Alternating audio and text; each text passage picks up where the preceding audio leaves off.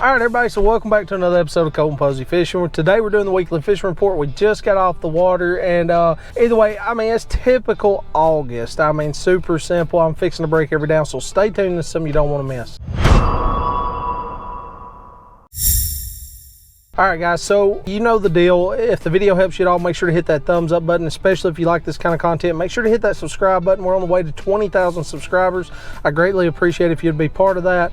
Also, comment if you ever have any questions, anything you want to add, or you just want to talk fishing. I love hearing from you guys. So the first thing I want to talk about is where are the fish? Mainly on your lake systems and stuff. They're typically going to be on those real long points, okay?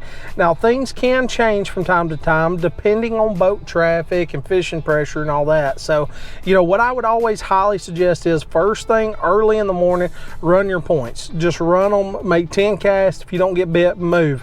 Use your top waters, your football head jigs, bigger baits to get those bigger bites first thing in the morning. Now, let's talk about later on in the day. As the day progresses, the bite might get tough because of the boat traffic or fishing pressure, whatever the case may be. When this happens, I typically like to move up in like the pockets, shallow, you know, creeks, like creeks that don't run real far back that you can see from the main lake. A lot of times those fish like to push up in those areas, get up under boat docks, find that cooler water that's coming in, and wind is going to be the #1 determining factor on your lake. So the more wind that you have, typically the easier it is going to be to catch those fish. Now, what you're going to look for when it comes to the wind is the wind blown area. So you're going to look for points or banks that has wind blowing on it, or areas that break off of these points, right off those ledges and stuff that has wind on it. If you're on your river system, you know, when the current's ripping, you know, I mean, just your normal summertime stuff, those shoals, tops of flats, right on top of your ledges, stuff like that. When the current's not rolling up off of your ledges, creeks, pockets, stuff like that, any kind of deep vegetation these fish can get up in, and you know, where they feed on bluegill. One of the best things to do on a river system is keep your ears open. You hear those bluegills just popping under the surface of pads or vegetation.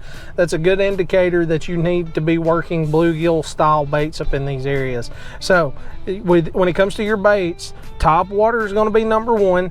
Spoons #2. You can use a flutter spoon. If you haven't checked out my flutter spoon video, check that out, especially if you're not confident with a flutter spoon. And then #3, some type of finesse bait, whether that's a dart head minnow, drop shot, you know, anything that you may be comfortable with finessing with on your bait. Now, here's the thing. If the bite gets really tough with your finesse baits, try spy bait. Try something real subtle. A lot of times it can trigger a lot of bites.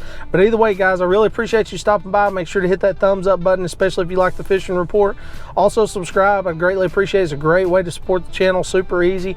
And comment if you have any questions about this week's fishing report, or anything you want to add maybe in your area to help fellow anglers in the community, or if you just want to talk fishing. I love hearing from you guys. I'll see you next week.